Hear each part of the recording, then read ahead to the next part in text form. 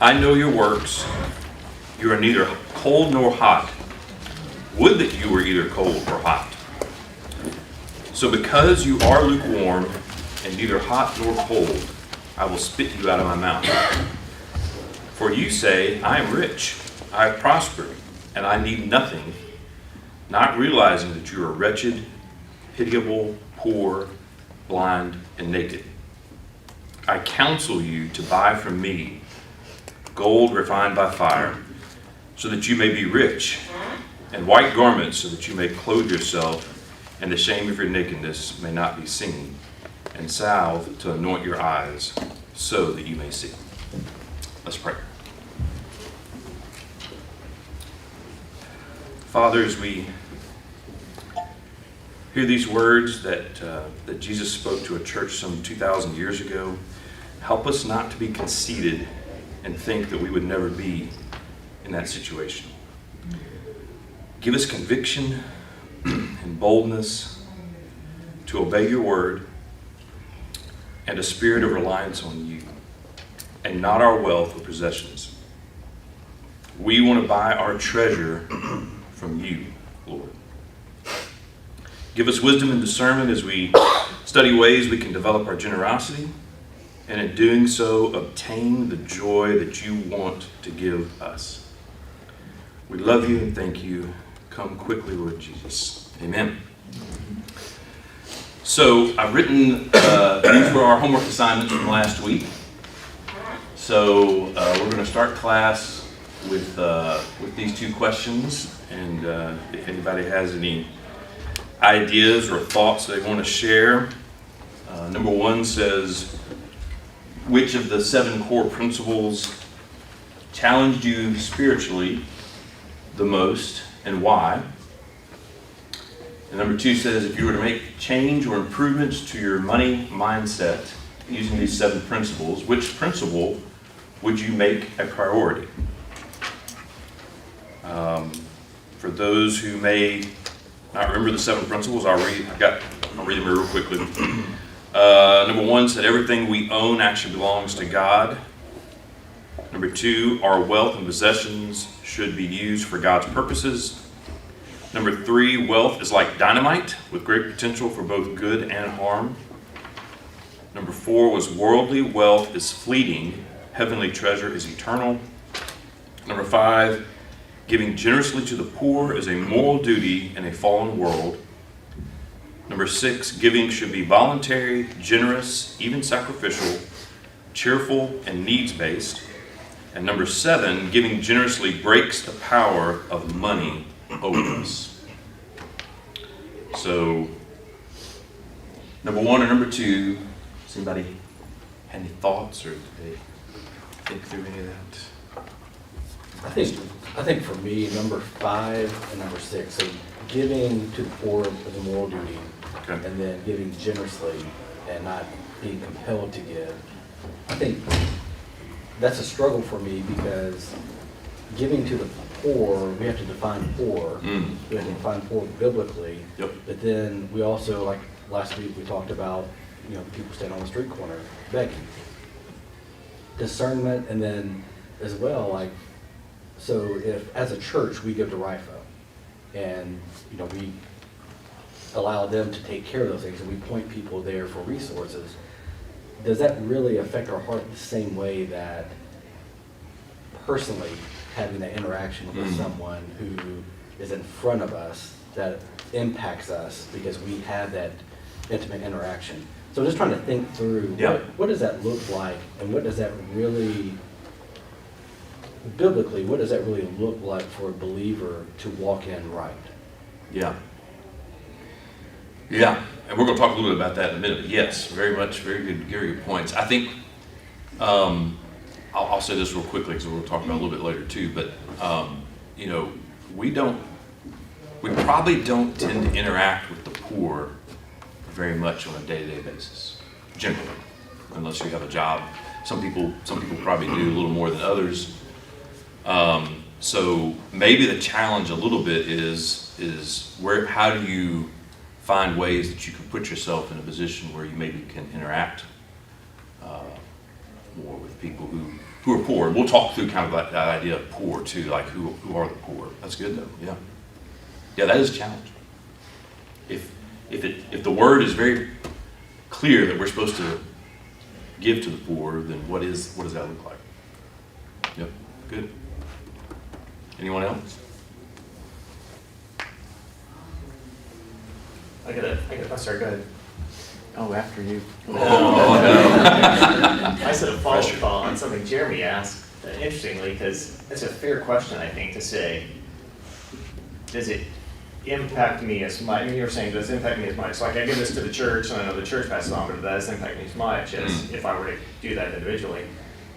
But it is interesting. You do have a precedent for this when you have those early chapters of Acts where they're even selling their lands and laying it at the apostles' feet. And as many as had need in the church were provided for. So it does seem that there was at least a precedent, a practice for that, and it doesn't seem that anyone was less impacted because they were laying it at the apostles' feet, who were then providing for those in need. Not saying that therefore that's your answer, but it is. I do think there's some precedent for that. I think myself, maybe number one, honestly, just because everything belongs to the Lord. It's easy. My dad, by the Lord's grace, my dad was always a big giver. I mean, like, giving to the church feels as natural to me as, eating or something. But something that I don't think I thought through as much was, besides just writing a check, to think in terms of every possession I have is the Lord's. So my vehicle is the Lord's. My home is the Lord's. Lord, are there things that you would have me, do with these things that Sure. that I my neighbor, I remember at my old house, he found out that somebody needed a vehicle. Who was just a godly person, and he gave them his paid-for car, and then went and bought a car and started making payments on it. And I remember thinking, like, we'd had some conversations and we had disagreed about some things, but I thought, he is a man of conviction, But even that kind of action, it wouldn't even dawn on me to think, give someone my vehicle. Sure. Because, that's my vehicle, right? I mean, but no, everything belongs to the Lord. So I think just processing through that is Not just our money or our paycheck, Yeah, but yeah. everything. And it's not as if you can make strong divisions, right? Because if I can write you a check to, buy a chainsaw or give you my chainsaw, what's the difference, right? But in one sense, just to always be asking the Lord, what would you have me do with everything that is yours that you've let me steward? Yeah. Yeah, and be open to when opportunities exist, understand what that is maybe an opportunity. Right. Not just kind of blind to go past it. Good. No. I just have A rebuttal. Yeah. Yes, a rebuttal.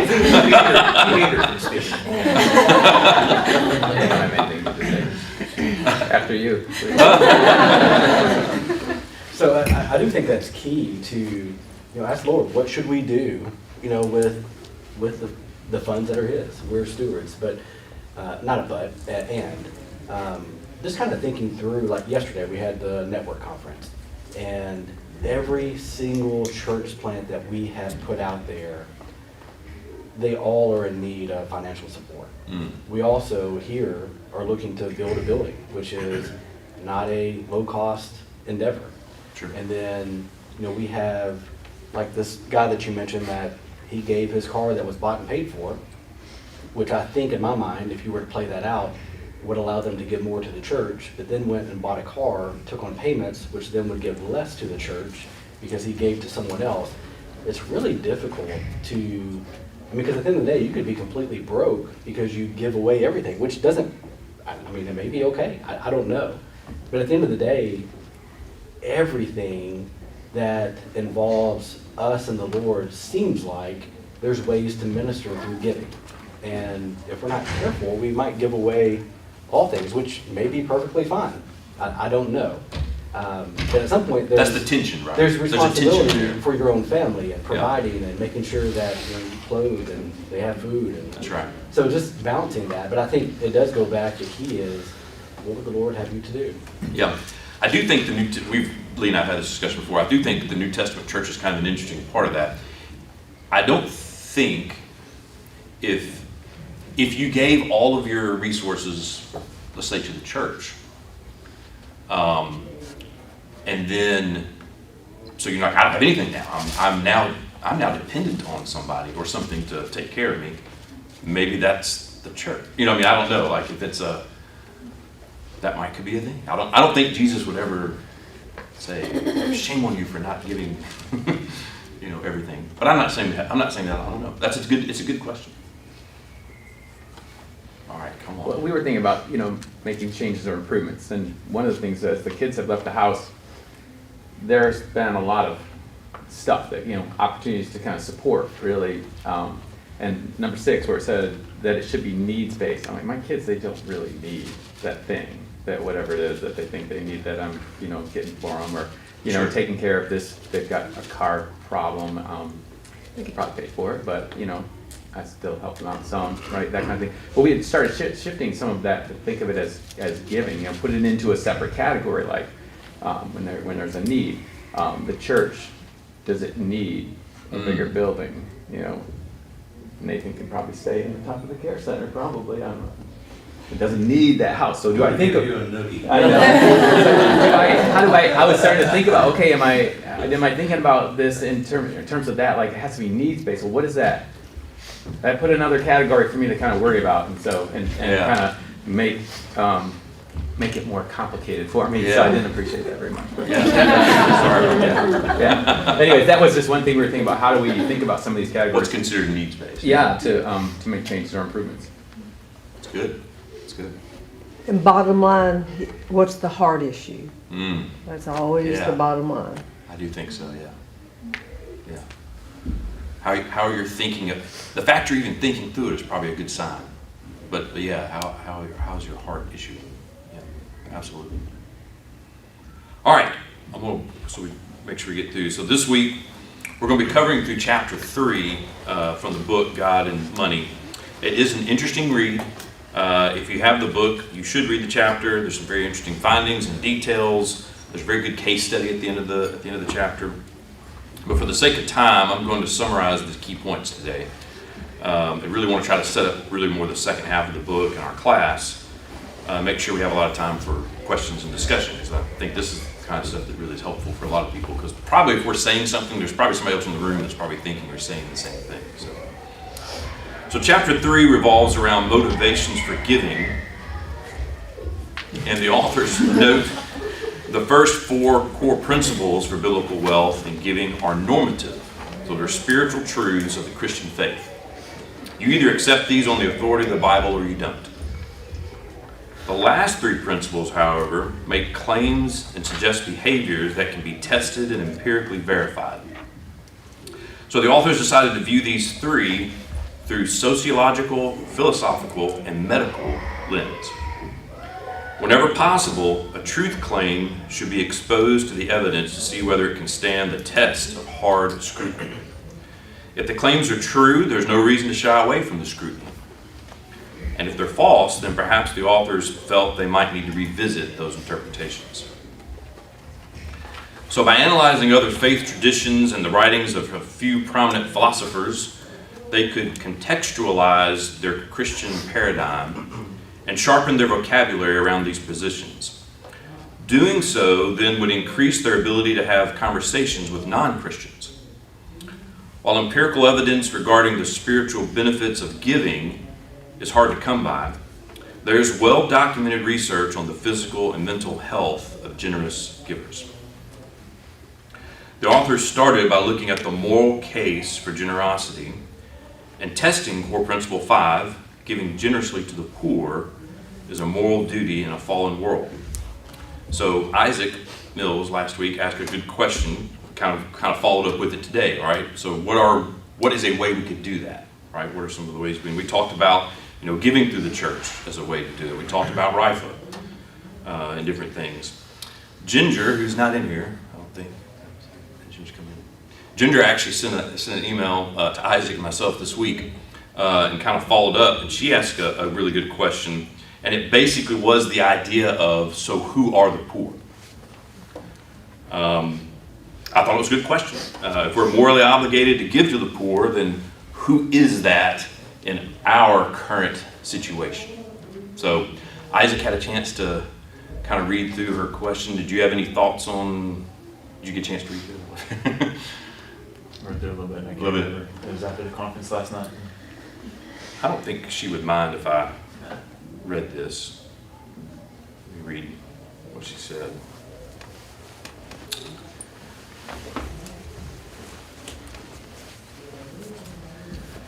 She says, she starts with a thing. She says, I've been researching also who are the poor. I think this is the critical question to think through. Of course, panhandlers could be seen as poor, but some are scammers. I think the poor are those who cannot care for their own households. So that's kind of an interesting thought. Obviously, as needs come up in the church and people share that they have a need, that would be a great place to start. So we're talking about like giving to the church. The way the U.S. defines poverty is people who make below a certain amount of money, but I've known families that easily took care of their family on very little, which I have too, so I agree with that. It appears the way the Bible defines it is someone who cannot take care of their needs. Obviously, we're also commanded to take care of widows and orphans, so that's an easier category to understand, but I feel like the poor is a difficult one to define. And so she was just asking if we had any thoughts on that. So kind of going back to the same question. So anyone else have any thoughts on that? I think it is a good thought, a good question to ponder for sure. I know the second one, she said that, they can't take care of their household. In my neighborhood, there's a lady, she's very prideful. She's on a fixed income, but all our neighbors will bring a plate over because she can't afford. So that is almost like you're giving when you fix her meal or help her with her yard work. Yeah. And she's just very prideful that she can't do it. Yeah. And she has no family Yeah. to do it for her. Yeah. So a lot of us do that in the neighborhood, so she won't feel like, be standing out. And there's a lot in my community that if you fix them a plate or just help them with their yard work, they're just grateful. Yeah. And there's no cost to that. Sure. They just don't have any family that nearby To help take care of it. help take care of them. Yeah. Yeah. Good. I think that, instead of being concerned about what is poor, who is poor, what does that mean, it's meeting needs is all it is. It's just, what is the need? First of all, is it a genuine need? And meet the need, like she just said. You don't worry about, are they poor, are they really, it's just, it may be somebody in some aspect of their life they have plenty, but in this other aspect they need some help. And so they may not quote be poor, but they may have a need that needs to be met that you can meet. Right. Yeah, I like that. Yeah. We all may be poor at certain points in time, depending on if we have a need of a certain thing. Yeah. Good. Is that you, Kristen? Well, That was me. it was not. But Inside joke. Sorry. a little less inside now, isn't it? I just think it's so important to think about these things because I know I grew up with, my family was in ministry, and there was kind of a thing that we were almost told that we were poor.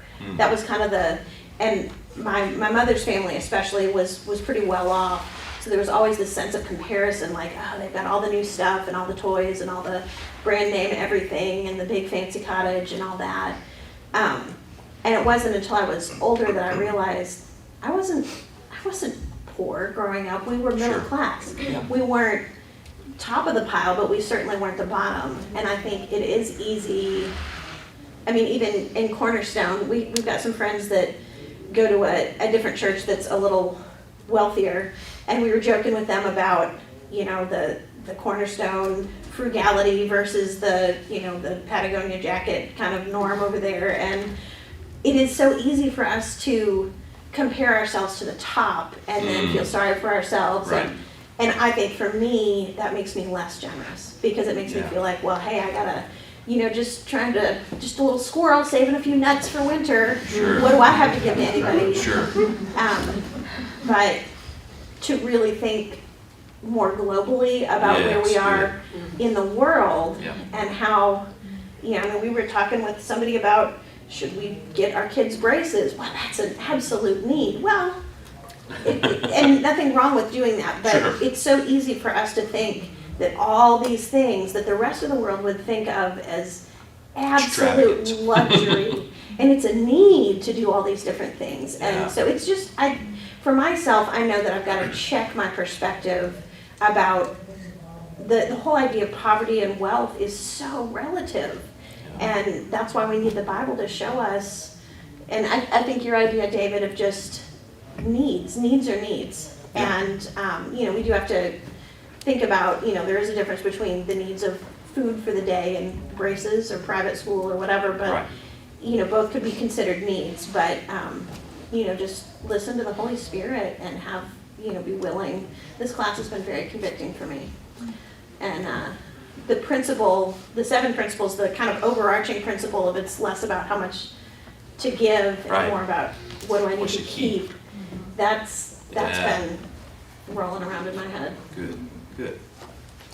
Because Thank you. there's another situation that throws, like all that we've been talking about, and over here, it stands out in my mind as a weird situation. That's when the woman anoints Jesus' feet with the expensive ointment.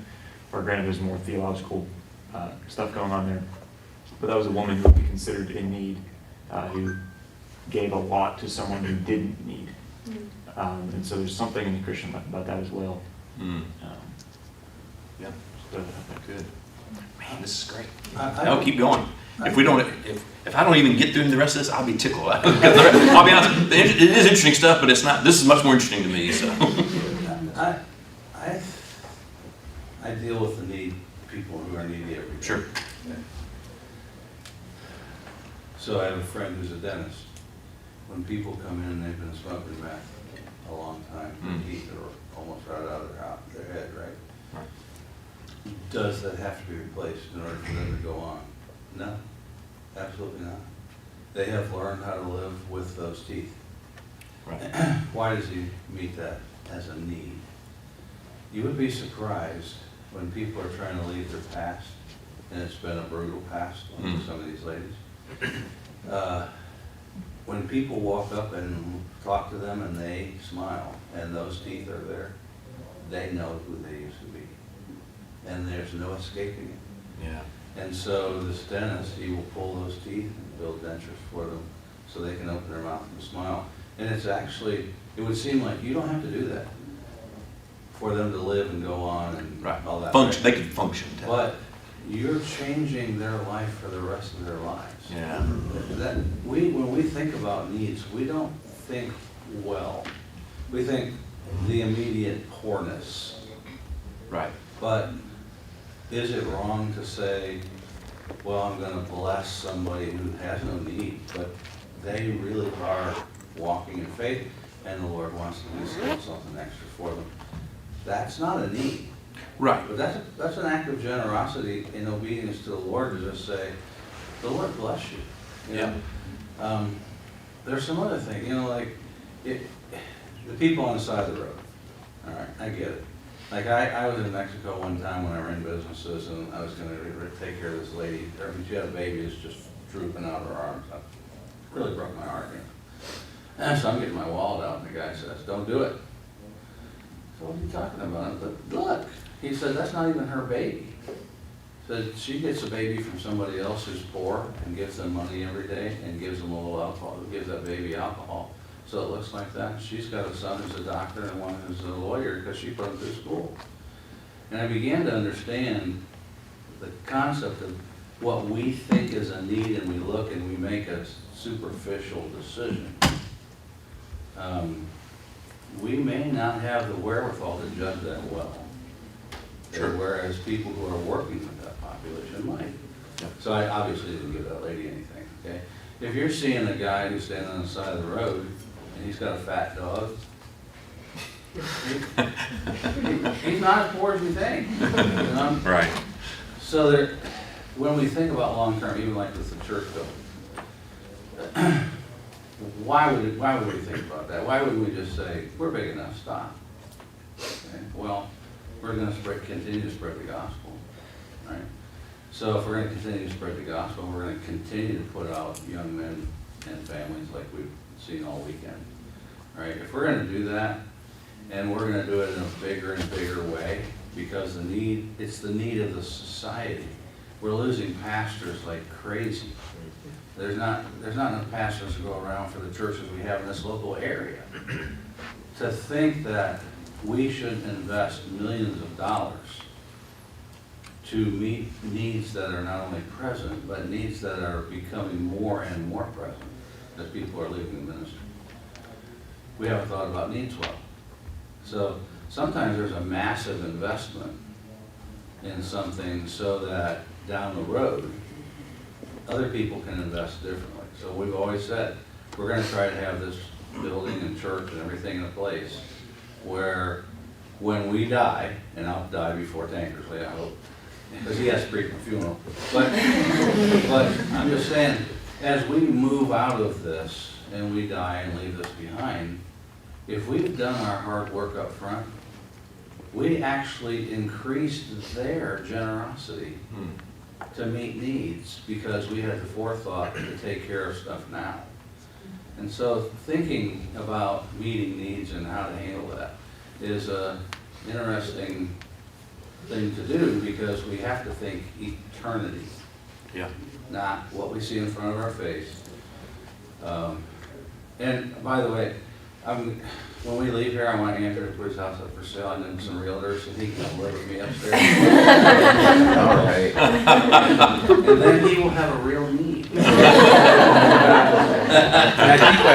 I think that's really what I was getting at. Is I thought about it more as like just acts of generosity, like purposeful, as opposed to having to try to figure out that need all the time.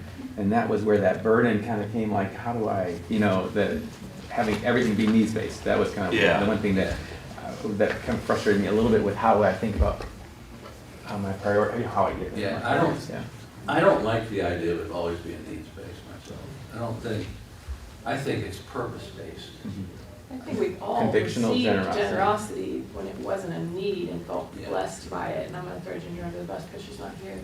But like a month ago, Ryan and I were on a date and we walked in and we saw Ginger and Matt. They were finishing up eating and we were just talking for a minute. We went and sat down and a little while later, our server came up and said, somebody left you a gift card to pay for your meal. And first of all, we could very well have paid for our meal because we had been frugal. So it was enough that we could come back 2 more times. And of course it was Ginger and Matt. We only knew them in the restaurant. But that blessed me, and that caused me to thank the Lord that He had given me that gift by sending Ginger and Matt, and them and therefore, blessing us. But we could have paid for it. Sure, right.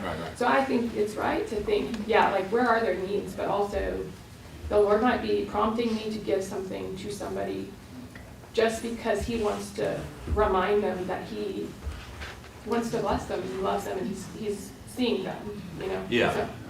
Yeah, I think maybe it's somewhat. I think the spirit of generosity in your heart is a big part of it. I do think maybe what the author's trying to say is I think there is something to be said though about as part of your giving thought process. There are people who are poor. There are needs that really exist out there. And so just making sure you're at least thinking and I was about thinking that. to J-Raz's question, one of the things that, is more like, okay, well, we know that Nathan has this ministry. Like, yes, the church gives to him. Right. But, I feel more tied if I give to him, Sure, absolutely. And that is Having a one way I can meet relationship, the needs of the poor because I trust Nathan, Right. So I do think that's one way we can think, what are the areas that, we might find an individual that's poor and we need to give to. That's right. But there are very good ministries that we can support outside the church. Yes. So, That do have that maybe we can't have a relationship with everybody involved that But we Nathan deals can have a with. relationship But there are with people that do ministry. know those people that yeah. have a better feel for it. So, yeah. I was just thinking too, I think sometimes like when we're talking about all these different things or trying to define it, my immediate temptation is to get overwhelmed, like, oh my gosh, well, how do I do all these things then? And then I immediately think like, well, I don't have to figure out all these things. Like the Lord is gonna go before me, right? Like I can rest in Him and trust Him that He's gonna accomplish His will, right? And so He's gonna stir my heart and He's gonna help me walk by the Spirit. And so I think sometimes Satan is good at, you know, bringing chaos to something that's really good. Like these are good things to think about, and good tools. But I think he's really good at getting in there and saying, that's right, let's stir these waters. And now I don't know what to do, so I'm paralyzed, so I don't get it, paralysis by right? analysis. Yeah, but to be able to say, well, God's not chaos, that's not from Him. So why don't I just kind of simplify things and say, this is what you created, what do you want me to do with these things? Yeah. You know, and that gives me comfort because I know that's actually what I can do is rest in Him and just say, well, what do you want me to do? And show me those things. Yeah, good. You know, I mean, I guess answering this question, who are the poor, you know, whatever, I think if you work through the pages of the New Testament, most of those references are to the believing community. Even when Paul goes out on his missionary journey and the church says that they encourage me to remember the poor, they don't mean Just a random. they mean back in Jerusalem. Right. They mean, you're leaving us. And sure enough, when Jerusalem suffers famine, Paul goes to all the Gentile churches and has them take an offering to send back to the poor in Jerusalem. So one, we do have priority. Like even, you know, Scripture says, right, do good to all men, especially to those of the household of faith.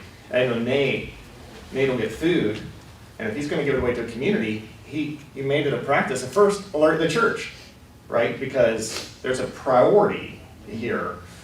So one, we do that. And then within that category, the poor, so your first priority is the poor believer. Then in that category, Paul there's some qualifications to it. So Paul tells the Thessalonians, if you don't eat, if you don't work, you don't eat. Right? So then there is, I think, need, right, there's and if you don't provide for your household, you're worse than an infidel, right? So if Lydia Pratt were starving, right, then I don't think it would be right for me to say, we're going to take storehouse funds and make sure she's fed.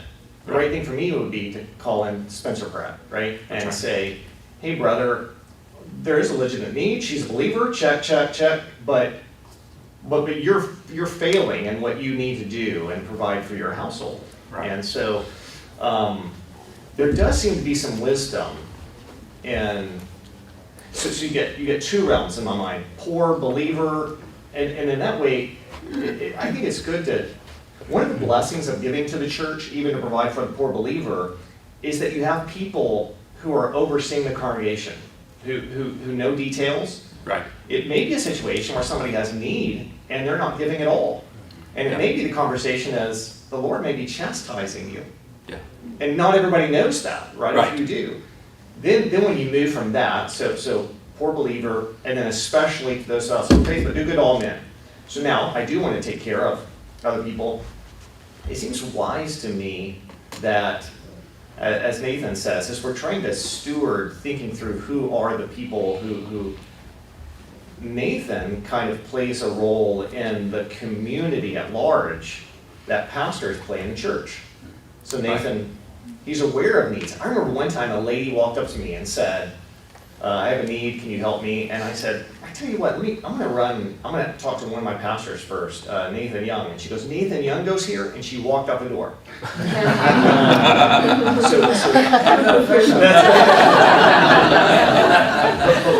But she was fleeing Nathan's knowledge. Yeah, right. And so it does seem that there's ways that we can, as we process through this, priorities, believers, poor in the church, it's good to give in such a way, I think, that those who have oversight and knowledge can help make sure those needs are distributed properly.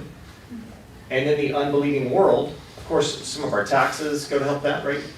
But in the unbelieving world, places like the care center, or where there are believers overseeing with wisdom, who you can trust, it's in my mind, I don't know of any dollar I've ever given to the care center, I don't know of many particular individuals that went to.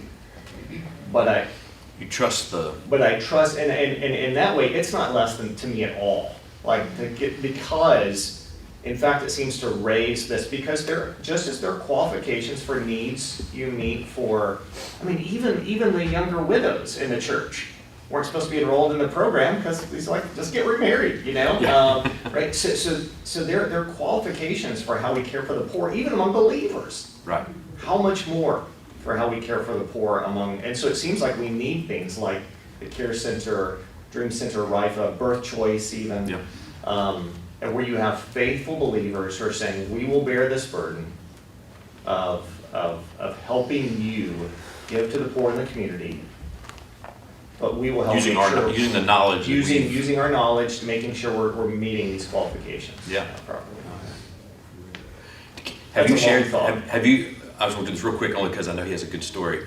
Do you feel comfortable sharing the story you told, you may have already, with the lady that y'all went to meet that was wanting to buy Christmas gifts? Yeah, So my friend Barry Grants is now with the Lord. Yeah, so first of all, I think my Camry was inspired by his car. He bought a car for $150 and then drove it 14 years. So we drove to this lady. This lady wanted us to help buy Christmas presents for her kids. The church. That's right, the church. And so Barry was a deacon, and part of his thing was to kind of figure out these benevolence things. So we went to her house. First of all, everybody in the neighborhood had nicer cars than Barry, but that's neither here nor there. So we drove in and knocked on the door, and she invited us in, and she was smoking and had her TV on, and she was watching cable. And so we sit down and talk to her for a bit, and after a while, Barry said, "Ma'am, I don't think the church is going to be able to provide Christmas presents for your children, but I've got another proposal for you. Why don't we withdraw that request, and you resubmit a request, and on the second request, ask the church to buy your cigarettes and cable TV. And you buy the kids' Christmas presents." And she said, "I could never do that." And Barry was able to point out to her, you actually argue. You have priorities, right? That's and right. Your priority is this cable TV is more important to you than providing Christmas presents for That's your right. children. So, That's right. I think it just speaks to the having the knowledge or the willingness to sit down and right. learn and understand Yeah. before you just get out. I see Brandon over there. Yeah, one of the things that was demonstrated for me was seeing our generosity as kingdom investment. Jesus in Matthew 6 tells us as believers, don't worry about these daily things. Don't worry about what you'll eat or what you'll wear. He says, because the Gentiles, they eagerly seek all those things, but your heavenly Father knows that you need them. So seek first the kingdom of God and his righteousness, and all this will be provided unto you. It seems that Jesus wants us to have a mindset of investing in the kingdom as our primary thing. And I can use a couple of personal examples. One, I was given huge opportunities in high school to go and travel to leadership conferences. I went to London, I went to Paris, I went to Israel.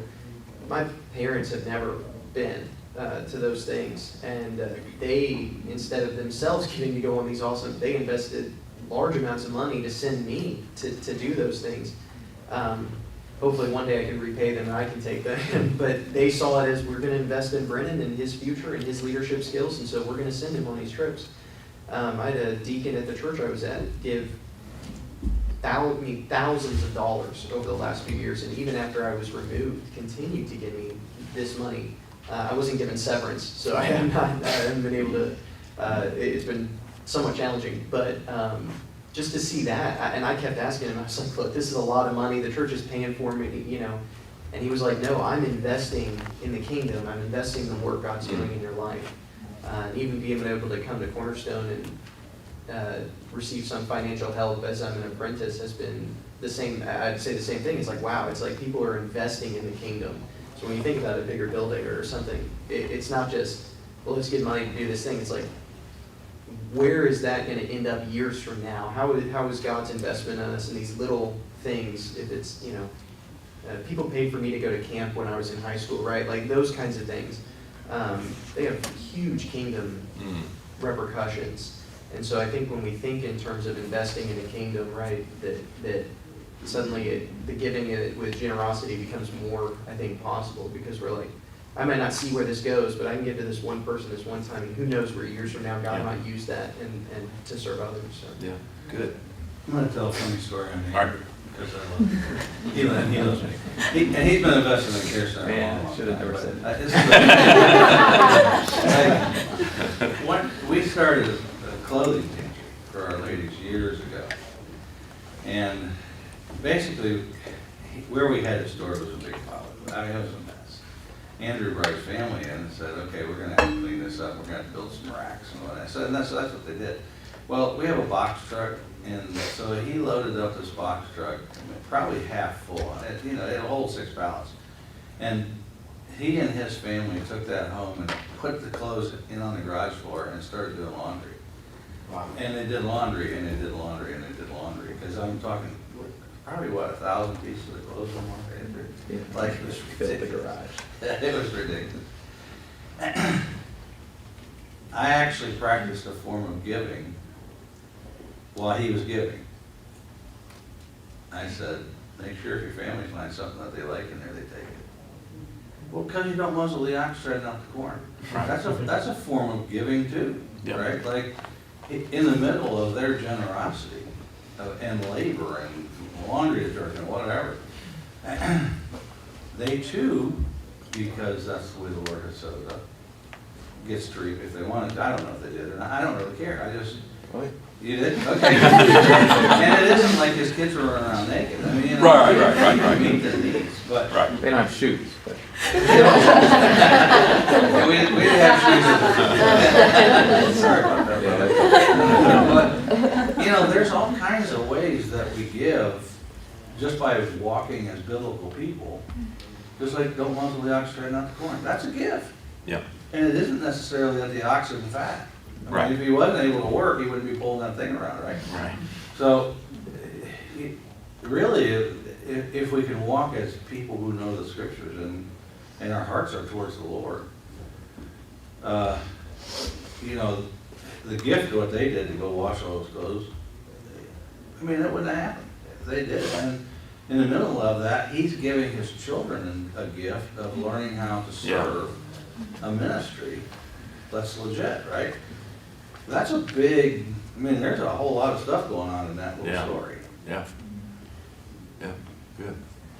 All right, so the good news is, or bad news is, we're about out of time. So, which is good, because this particular lesson I told Lee, I'm kind of like, oh no, it's kind of all right. It is interesting. If you got the book, you should read the chapter. It does have some interesting stuff in it. I am going to leave you with a couple more questions to ponder.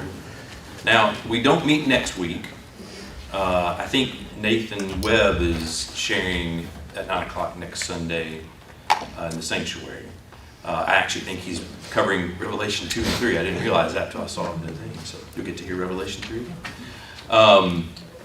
So that's next Sunday. So we'll meet 2 weeks. So you got 2 weeks to work through this. So my question number one, now understanding that I would have just gone through all these things about how the secular world views generosity and different things, so you'll have to kind of think through that. But the question number one was, how do Christian motivations for generosity and giving, I'll read this 2 or 3 times. How do Christian motivations for generosity and giving differ from secular motivations? Part of the study that they go through is it's interesting that several secular things they read through, most other religions all recognize giving and generosity as a good thing, I guess was the main point of the lesson from that standpoint. But there is a difference, right?